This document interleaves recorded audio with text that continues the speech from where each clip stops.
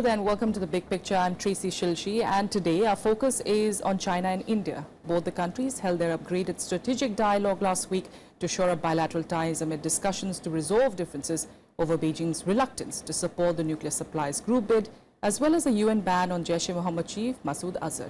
Now, while the Chinese ambassador to India claimed that India should not rush into things and expect quick resolution to the differences, India did turn down China's request to provide more solid evidence against Azhar to get him banned. Foreign Secretary S. Shankar, though, said that China was open to India's application for membership in the NSG, though Beijing is caught up on its view of procedures and processes, which is, of course, unlike others in the grouping. Now, of course, there were many other issues that were discussed, but did these differences overshadow all that?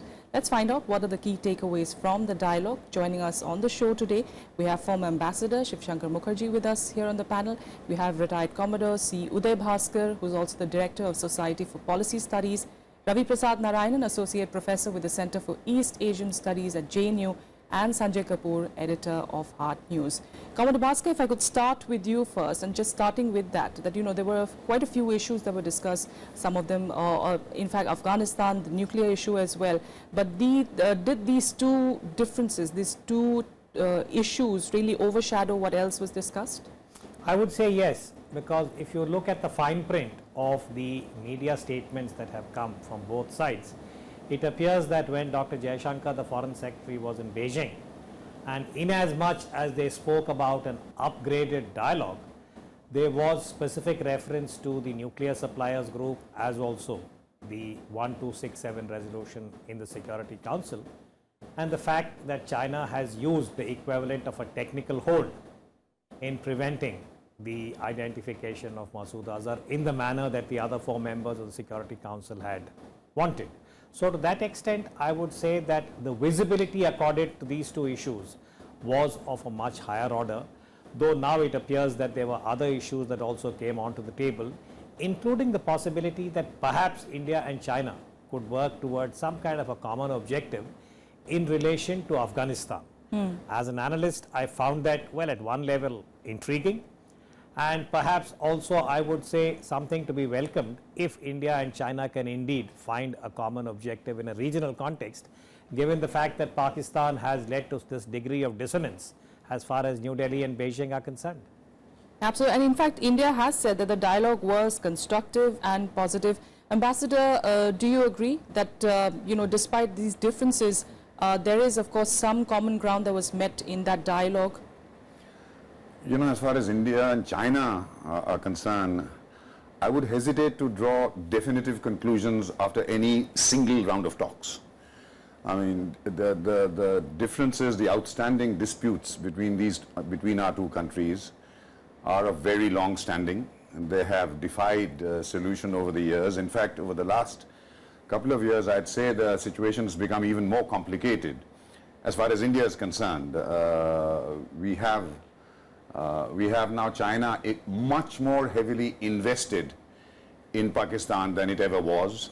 Therefore, in terms of our foreign policy challenges vis-a-vis Pakistan, we have a China that is very determinedly ranged on Pakistani side, because with their huge investment, which goes through actually what in our eyes are Indian sovereign territory in Pakistan occupied Kashmir, and the huge amount of investments that they are planning there, makes China that much more invested in Pakistan's, inside Pakistan.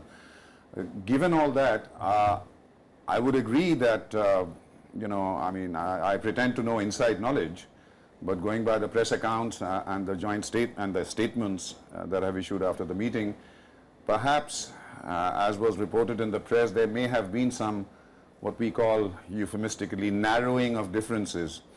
But to what extent it's been narrowed, I would still say the jury is out.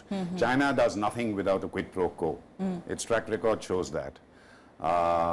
This business of, India should not go rushing in and provide more solid evidence is hogwash.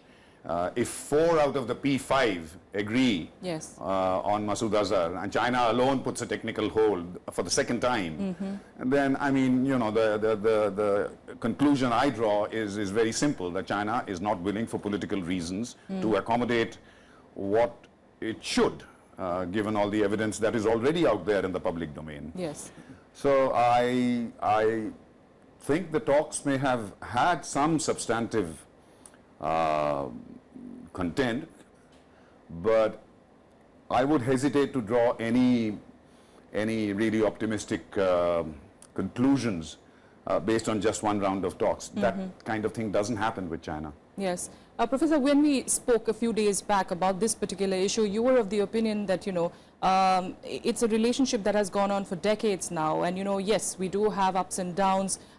They have been, yes, adversaries to a certain extent. However, the dialogue is crucial in trying to achieve anything. And this is a step-by-step process. And you do agree that as India has been trying to, especially these two issues, you know, put pressure on China on it. But really, they should not be rushing into things.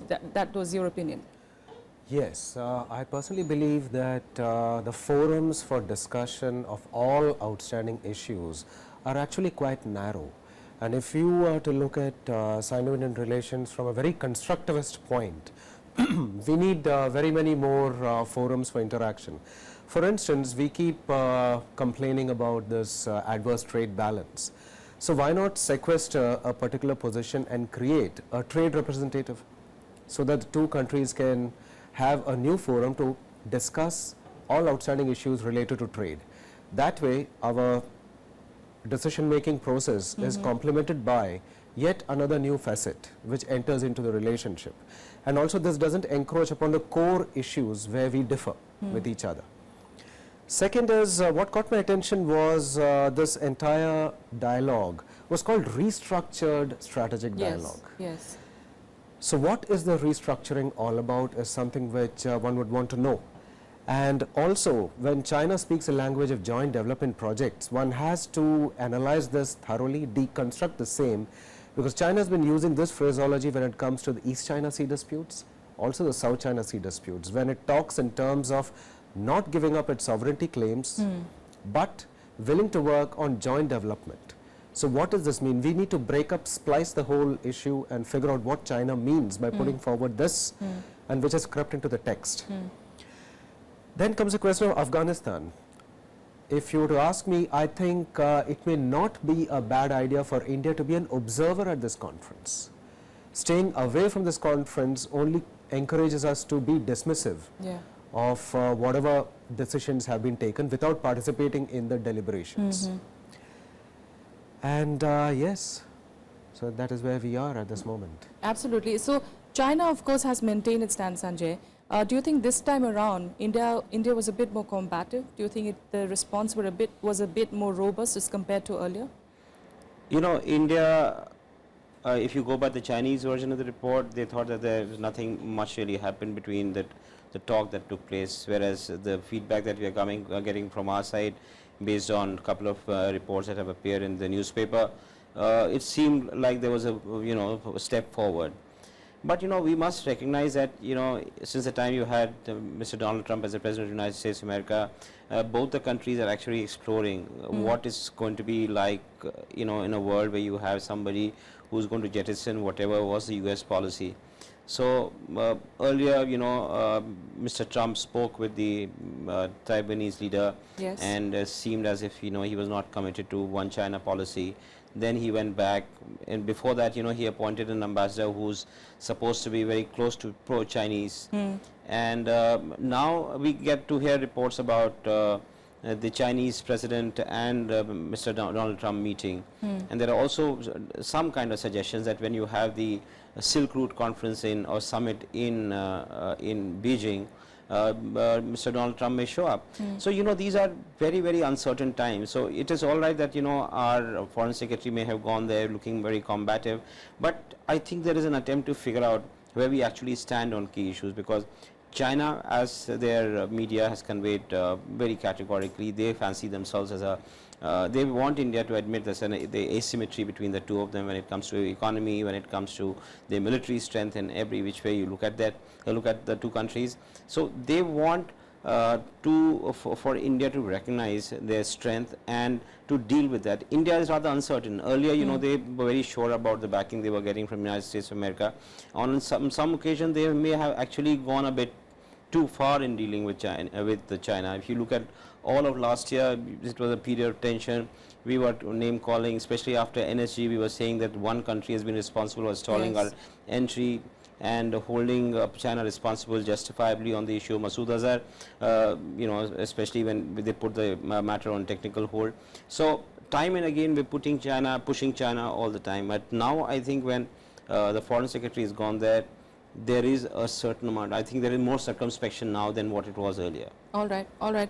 Commodore Bhaskar, if I could come to you, you know, one issue, of course, was highlighted here by the professor, that Afghanistan is something that India should also be focusing upon, not just let it be, because that's going to be a key focus area. You highlighted that as well.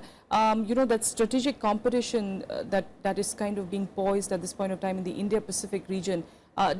Does India need to play a bigger role? Does it need to focus a little more in that in order to establish its control a little more in, you know, specific decisions, eventually leading to, of course, the differences with China? Well, I would say that as of now, India is already playing a more significant role in Afghanistan than China is. Whatever China is doing in relation to Afghanistan is perhaps through the proxy of Pakistan, and the fact that it does have a certain economic and financial weight that goes along with any Chinese initiative in the region. And there's also a larger, shall we say, ambition of the OBOR, the One Belt, One Road, which has Central Asia as a focus, and along with that you have the connectivity that the Chinese are looking at as far as Pakistan is concerned. My own assessment at this stage is, and I want to endorse a couple of points made by my other co-panelists, that for India, having been invested in Afghanistan to this extent, almost from 9/11 onwards, that there is a strong case for India to remain invested in the development sector that it has already identified with Afghanistan, and see how it pans out as far as the politics and security are concerned. Because there's a very, again, I would say intriguing pattern, if I could use the same word again, wherein Russia and China now seem to be in a way consulting and coordinating their positions, and so much so Moscow is now willing to talk about the equivalent of bringing the Taliban on board. I mean, it has its own reasons for making this particular position. So you see a kind of what I would call as harmonization, if you will, of the positions between Russia, China and Pakistan in relation to Afghanistan. So given this particular context, I think it would be prudent for India to remain invested in developments within Afghanistan and see how things are going to play out over the next 1 year, when both within Pakistan and in Afghanistan, I would say that there would be some kind of forward movement about the final kind of dispensation that will obtain in the governance of Afghanistan and Kabul in particular. All right, Ambassador, do you agree with that, or do you think there needs to be a change in strategy? Because this particular dialogue that we talk about, and you know, like he pointed out, being called a restructured strategic dialogue, but at the end of it, you're still discussing the same issues, and at the end of it, the common ground too seems to be pretty much the same as you've had in the past.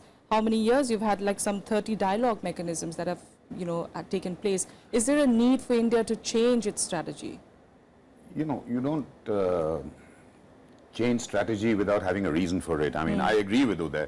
We must remain engaged in Afghanistan. We've invested, not just because we've invested a huge amount of political and financial capital in that country, but because we've done it for a particular reason, and that our engagement is in Afghanistan, given our hostile relationship with Pakistan and the situation in this region, it has you know, multiple dimensions to it. It is not just a question of if your neighbor is your enemy, make your neighbor's neighbor your friend. It is much more than that.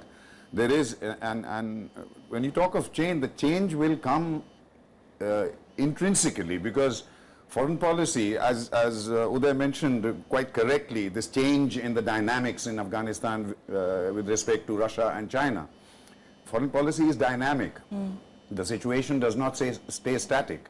I mean, you have, if you look at the attitudes of different countries towards the Taliban or different factions of the Taliban, I mean, it's a bewildering kind of change over periods of time. Yes. So we have to, of course, you know, have a central focus that we must stay engaged in Pakistan, because it is extremely important to our security and for all those reasons why we went into Afghanistan in the first place. But also because as the situation evolves, we must be there on the ground. We must be present there to be able to react, to protect India's national interests effectively.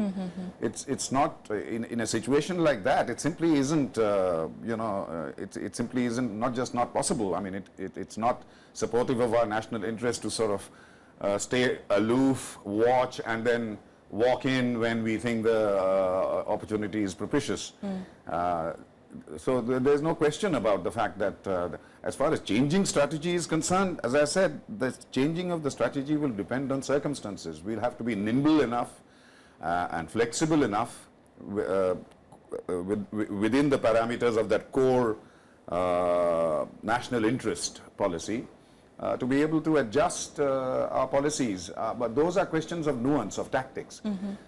So I don't see any dichotomy. I don't see anything wrong that has happened in the past which we have to correct now. Things change, and policies change because of that, the dynamics. And that's not a question of right or wrong, it's a question of then and now. All right. Is the Taiwan factor as, you know, for worrying for China in some way? Because yes, we did talk about Donald Trump, you know, and speaking to the Taiwanese president, though eventually he did eventually say that he is going to stick to the one China policy. But you do have a delegation of Taiwanese parliamentarians who also came to India, and China did raise that issue with India, though India of course said it means nothing. Is it just that, or you know, does Taiwan play a certain role in how China is going to be behaving, or you know, its strategy with other countries, even including India? I mean, if you look at it, China always responds whenever Taiwanese, if there's an interaction with the Taiwanese, they would always object. Similarly, if you give space to the Tibetans, they would object. So it's more reflexive in certain ways. So they want to check how a country would respond. If India just said, okay, they stand their ground and say, no, it is something which is very normal, it's not that they will back off, but they will continue to do it till the time, I think, the balance shifts in a certain way, that India, for whatever reason, agrees to the Chinese request. At the moment, we aren't doing it. Similarly, when it came to Tibetans, if you remember, we were trying to please Chinese at one point of time, and the pressure that you put on Tibetan protesters was so much that, you know, no Tibetan was to be visible when their head of state was coming to Delhi. So Taiwan, you know, is a certain way needles China quite a bit, although there is so much of trade and there's so much of business that both these two entities transact with each other. But politically, they don't want to allow any other small island to be recognized as China. So that is why the insistence on the one China policy. So when it comes to India, there is always, you can leverage that kind of thing. But I don't think we are in a position to do it. I mean, there are a lot of leveraging that took place even in the past on many issues, whether it is the South China Sea, primarily because of some help we expected or the support we were getting from a major part. But these are, as I said, very, very uncertain times. We are not very sure where we stand. So if, as one of my fellow panelists said, China, Mr. Trump is very transactional in certain ways, so is China. So if there is a deal making which shows up between China and US and we kind of are not included, or we are not part of it, then it could hurt. So I think, as Ambassador Saab said, we have to be nimble-footed. We have to, even if we are changing a strategy, we have to figure out what is going to get us. Past is it doesn't provide us a lesson or experience about what will really happen. We need to look ahead. We need to find out ways to manage this kind of environment. All right. So what, according to you, is the takeaway really from the strategic dialogue? You know, if we have to see, did we see some common ground, or were the differences a bit too big? Or has it, you know, further, you know, wedged that divide between both countries? What do you say? Yes, first, can I begin by adding to what the Sanjay was panelist saying? said? Yes. Regarding Taiwan, it is interesting to note that Taiwan's parliamentary delegation visited India, And this was in furtherance of what President Tsai Ing-wen had said about their Go South policy, where the Taiwanese are shifting their investments out of China to Southeast Asia and beyond, where we come in. So if a Taiwanese parliamentary delegation has come to India, it is primarily to assess how much Taiwanese investments can be routed to India, and this complements the Make in India initiative by our current Prime Minister. Regarding the dialogue, strategic dialogue between China and India, I think what we are seeing is just the veneer. And this veneer has successfully papered over the differences, because the core issues still remain: the boundary dispute, the adverse trade balance, and also what I've been repeatedly saying, that the dialogue is most welcome. The higher the level of dialogue, the better, but we need more dialogue mechanisms. For instance, why don't we have a high-level defense dialogue? And perhaps the only instruments that are there are, I think, the Peace and Tranquility Agreement 1993 and 1996. So what prevents our government from initiating a defense dialogue mechanism? Let's take that question, in fact, to Commodore Bhaskar. Why don't we have that, Commodore? Well, I would say that the reason why we have not been able to have a formal defense dialogue between the two countries is that the politics is not very enabling at this point in time. Because as Ravi has just pointed out, India and China have not found any common ground on the core issues, which have been points of both divergence and suspicion and mutual mistrust on both sides. Now, we had what you might call as the old chestnuts, which is the territorial and border dispute. That hasn't moved in any substantive way. If there has been any movement, it has remained very cloistered and only between the senior officials. The other problem which has caused India a lot of anxiety is that over the last 25 years, from the late 80s to now, is Pakistan and the manner in which China has provided weapons of mass destruction, both the nuclear weapon and the missile. Indian experts who study the subject will even identify the date, May 1990, when China ostensibly carried out a secret nuclear test to prove a Chinese weapon, a Pakistani weapon.